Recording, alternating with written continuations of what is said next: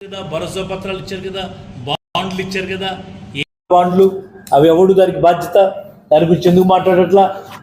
అంటే ఆ రోజు ఓట్ల కోసం మీరు చేసినటువంటి బాండ్ల ప్రక్రియ ఆ రకంగా ఓట్లు ఎంచుకొని ప్రజల్ని మభ్యపెట్టి మోసం చేసి వెన్నుపోటు పొడవటం కాదా అని అడుగుతా ఉన్నాం కూటమి ప్రభుత్వ పెద్దలని. ఏది దేన్ని వదిలిపెట్టారని అడుగుతా ఉన్నాం. ఏ అంశం చూసినా మొత్తం వ్యవసాయాన్ని చిన్న భిన్నం చేసి పాడేశారు.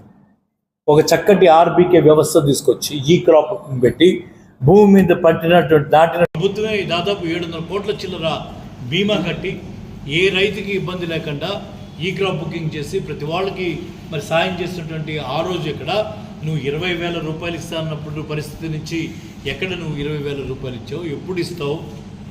నువ్వు 2 ఏళ్ళైంది కదా పరిస్థితి. మరి ఇవన్నీ కూడా దొంగ మాటలు కదా, ఇవన్నీ వెనుపోటు పొడిచినట్టు కాదా? ఏ కదా మేము అంటా ఉంది వెనుపోటు పొడిచామని చెప్తా ఉంది.